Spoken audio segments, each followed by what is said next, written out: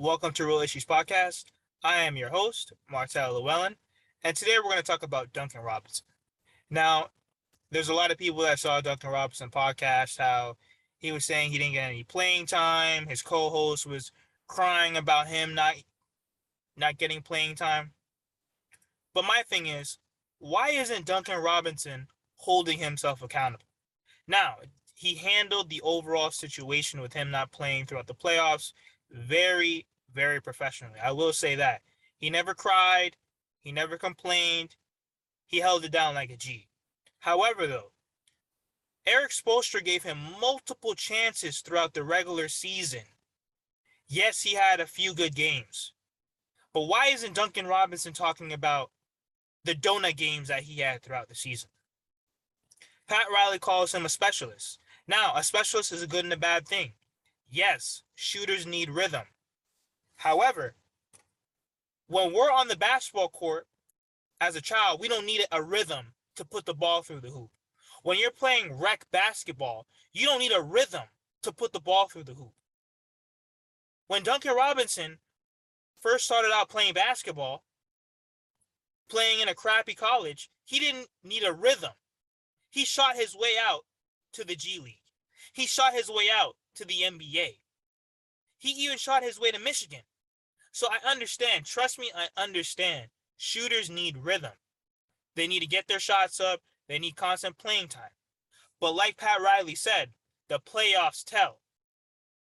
When we put you out there, we need you to make your shots.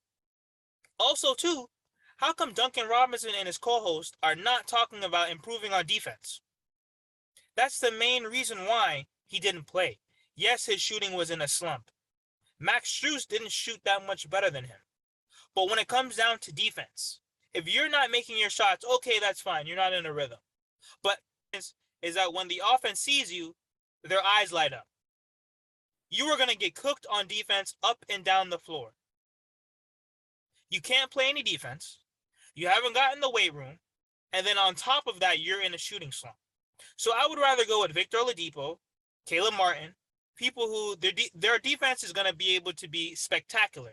Their offense is so-so, but guess what? They're not going to be able to score on the other end. Could the Miami Heat have used him in certain moments? Yes. I feel like they really should have went back to Duncan throughout certain points.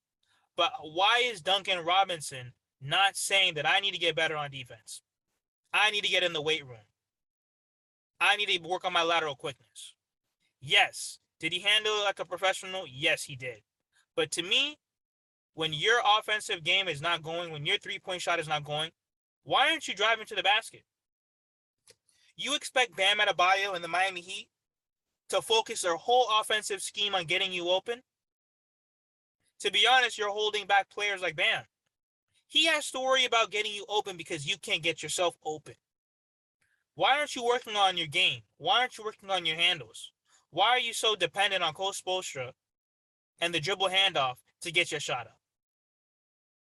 That's my only thing about the whole Duncan Robinson thing. He needs to hold himself accountable. He did to some degree on his podcast, but how come he's not saying that he needs to get in the weight room? How come he's not saying that he needs to be better as a defensive-minded player?